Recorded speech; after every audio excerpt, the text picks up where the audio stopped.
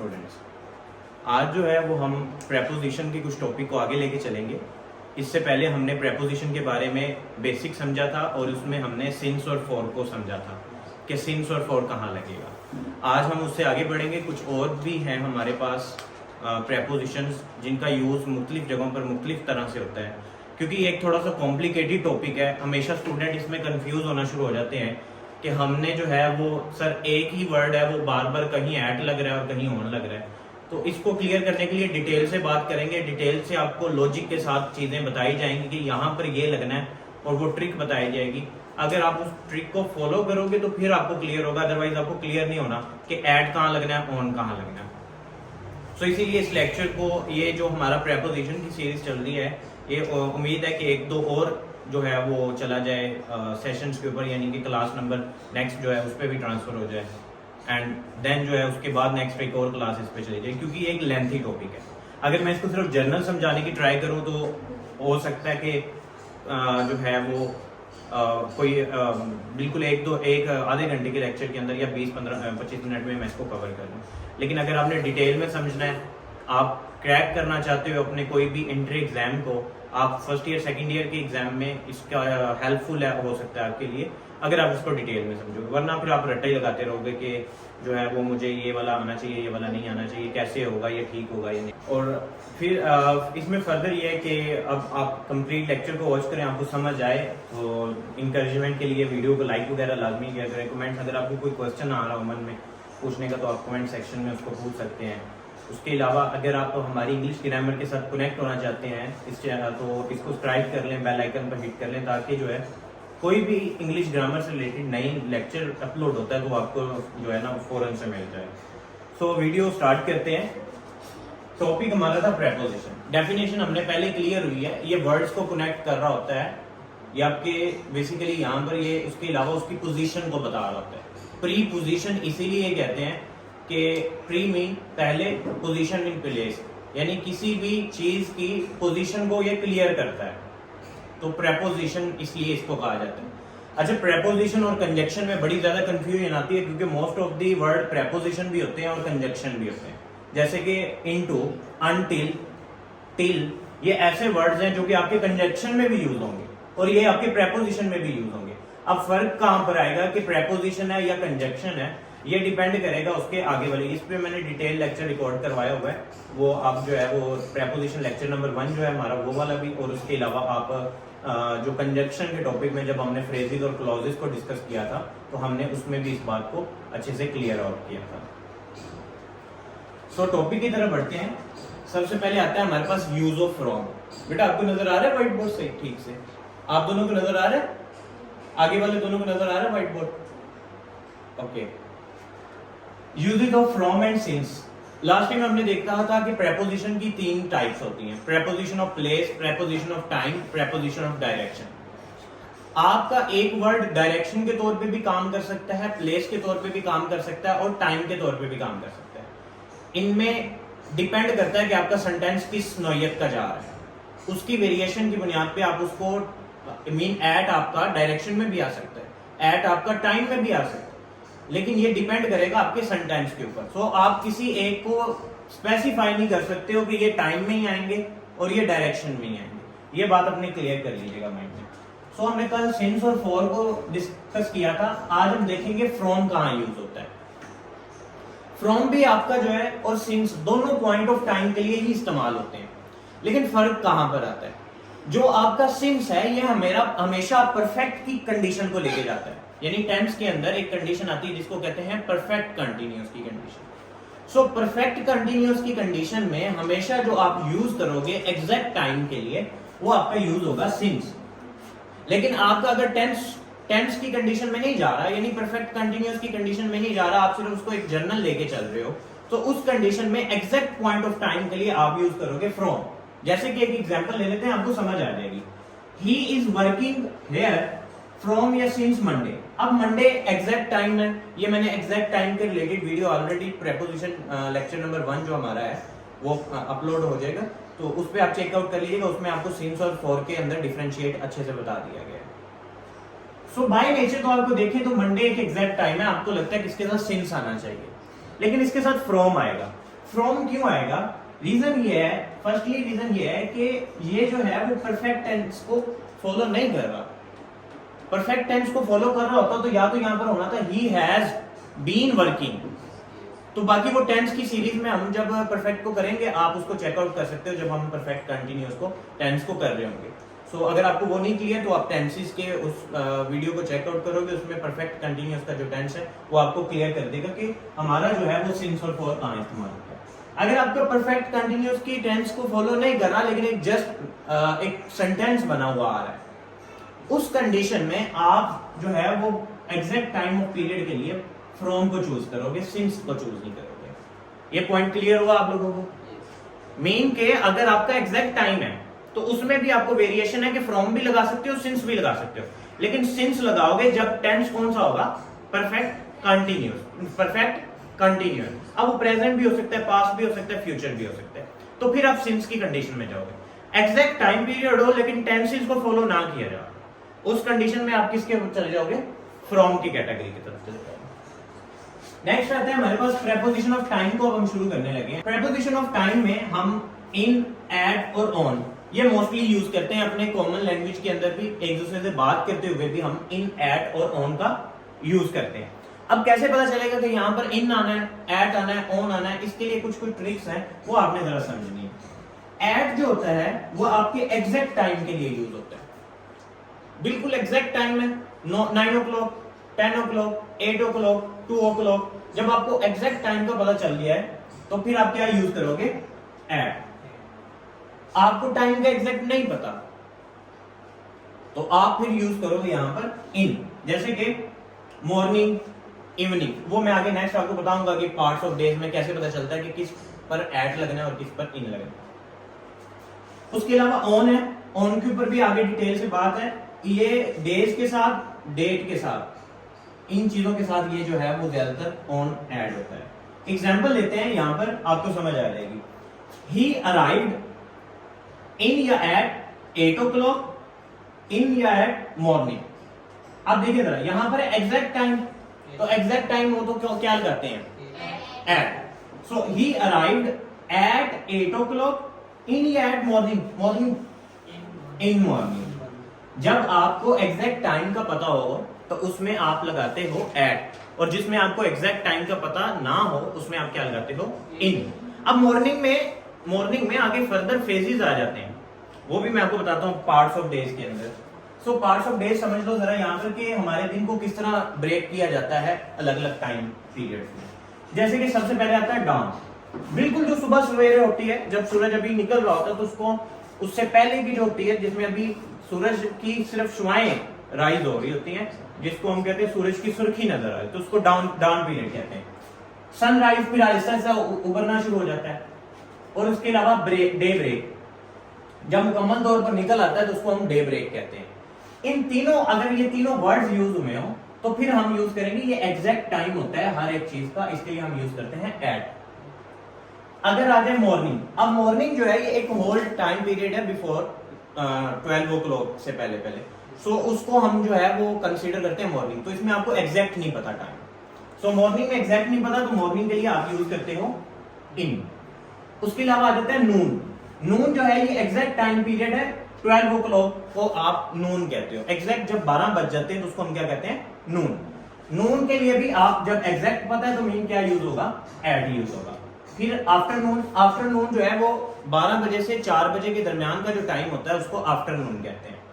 अब 12 बजे से 4 बजे के दरमियान आपको कोई टाइम एग्जैक्ट पता नहीं है तो इसके साथ भी क्या आ जाएगा? इन आ जाएगा। जब एग्जैक्ट पता नहीं है तो इन आएगा।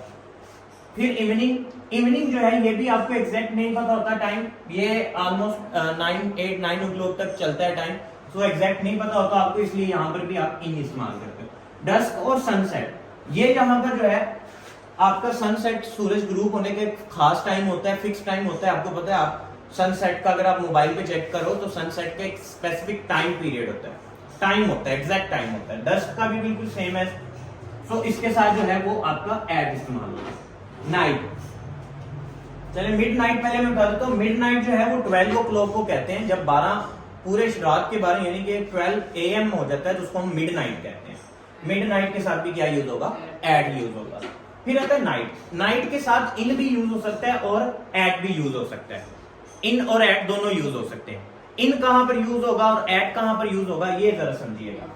अगर आप सिर्फ जनरल लैंग्वेज में यूज कर रहे हो, यानी कि आम बोलचाल में आप रात की जिक्र कर रहे हो, तो उसके साथ आपका यूज होगा एट। लेकिन अगर आप स्पेसिफाई कर रहे हो, मिसाल के तौर पर आप कहो कि उस रात जो है ये इवेंट हुआ, उस रात हम शॉपिंग के लिए गए, तो आपने किसी रात को क्या कर दिया है, स्पेसिफाई कर दिया है।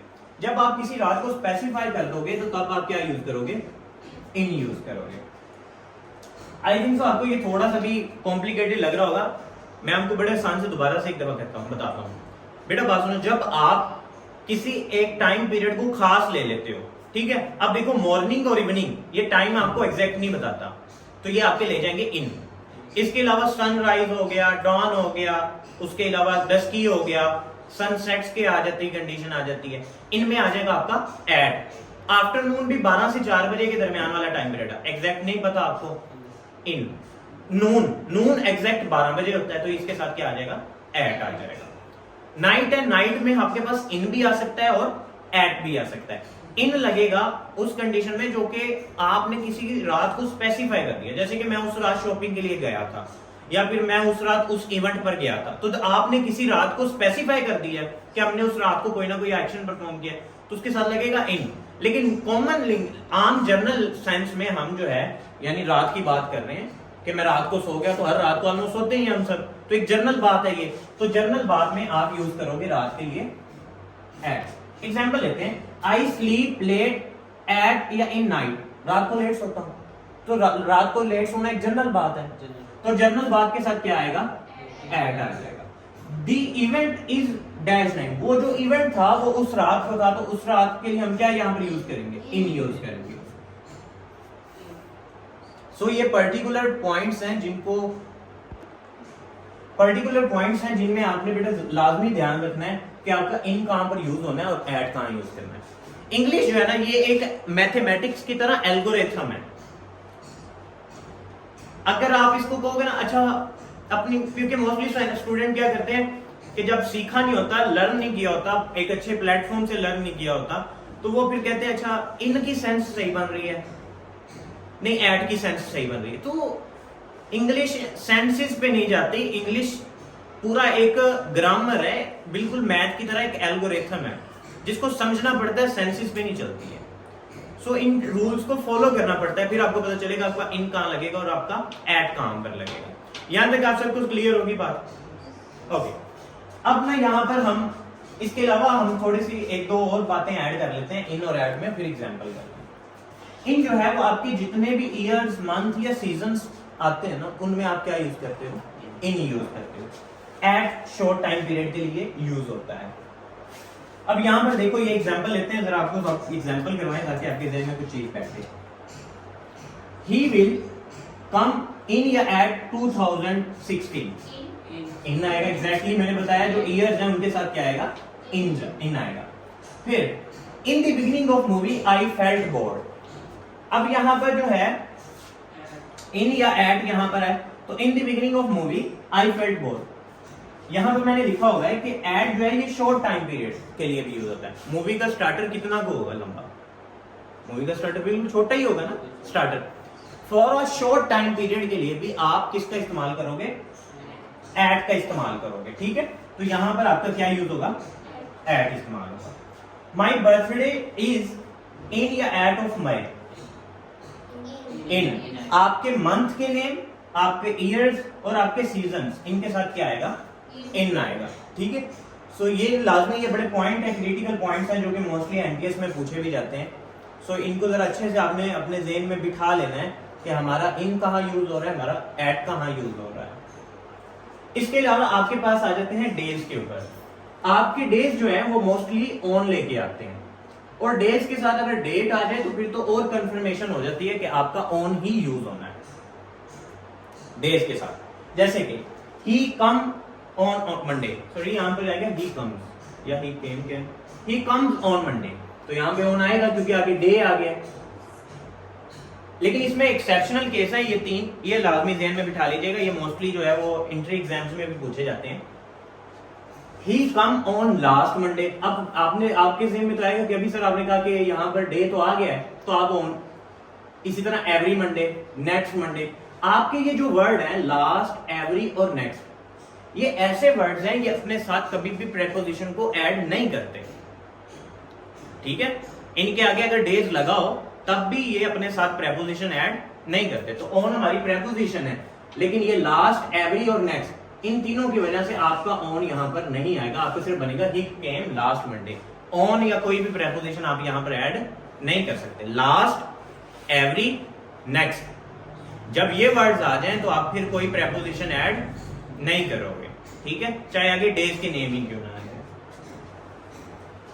उसके अलावा आज के लेक्चर का लास्ट पॉइंट है हमारे पास कि ऐड जो है हम किसके साथ इस्तेमाल कर सकते हैं। इसके अलावा जब आप सिर्फ फेस्टिवल का नाम ले रहे हो, फेस्टिवल, इवेंट, आपको लेकिन स्पेसिफाई ना हो कि कौन सा फेस्टिवल है, कौन सा इवेंट है, तो फिर आप यूज करोगे ऐड।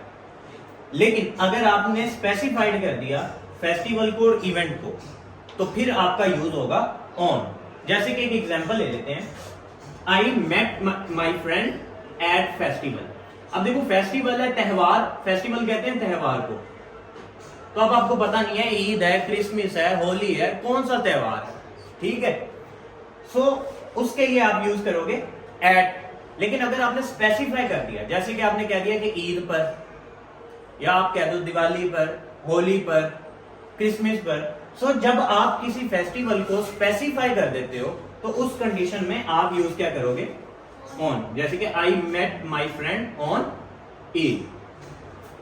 सो ये यहां तक कुछ रूल्स थे इन एट और ऑन को यूज करने के लिए, और ये वो हैं जो कि मोस्टली आपके 9th 10th में तो इतने लेवल पे यूज नहीं होते, क्योंकि आपके, लेकिन ये है कि अगर आप लर्न कर रहे हो 9th 10th लेवल पे तो इट्स मीन आप बड़ी गेम खेल रहे हो, आप स्टार्टिंग से बड़ी अपने माइंड को बड़ा लेके चल रहे हो। बाकी ये फर्स्ट ईयर और सेकंड ईयर में तो लाजमी प्रेपोजिशन एक पोर्शन है, बाकी एंट्री एग्जाम्स में भी प्रेपोजिशन एक मेन पोर्शन में से आता है। मैं एक दफा रिकॉल करवा देता हूँ, आज के टॉपिक में हमने ये समझा कि हम प्रेपोजिशन ऑफ टाइम को बेसिक समझा है। प्रेपोजिशन ऑफ टाइम में इन, एट और ऑन को समझा। स्टार्टिंग में हमने एट के कुछ कंडीशंस पढ़ी हैं कि एट जो है वो एग्जैक्ट टाइम ऑफ पीरियड को बताता है, लेकिन इन जो है ये आपका कोई एग्जैक्ट टाइम नहीं आपको पता होता, तो उसके लिए आप क्या यूज करते हो, इन यूज करते हो, ठीक है। उसके अलावा हमने यहाँ पर एट और इन का ये कुछ डिफरेंशिएशन किया कि हमने इसको पार्ट्स ऑफ डेज में कैसे ब्रेक किया है कि किस डे के वक्त हम यूज ऐड करेंगे और किस वक्त इन यूज करेंगे।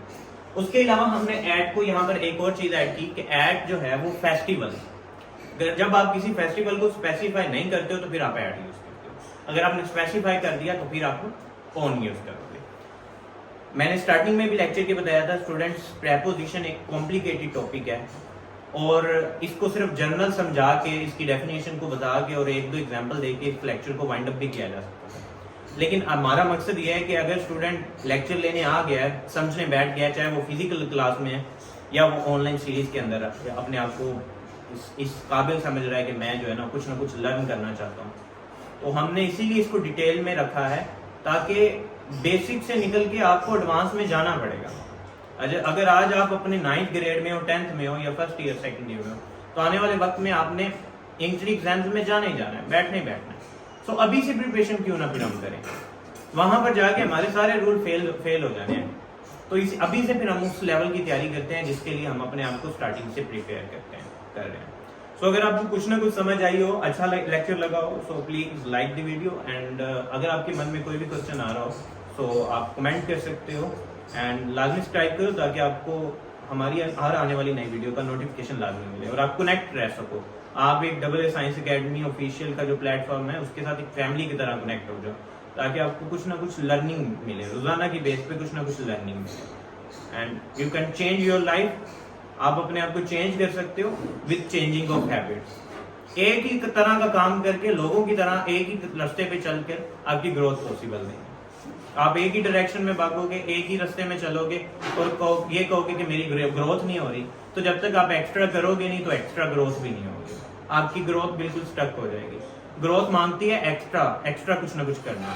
सो एक्स्ट्रा लर्निंग की तरफ आओ, दिमाग को खोलो आपको फील होगा ये तो बड़ा कॉम्प्लिकेटेड हो गया, लेकिन जब आप इसको एक दफा राइट करके अलग अलग पैचेस में डिवाइड कर दोगे so you can feel that कि आपने कुछ एक्स्ट्रा लर्न किया और आपको कुछ ना कुछ दिमाग में बैठ गया। Thank you so much. Allah हाफिज़।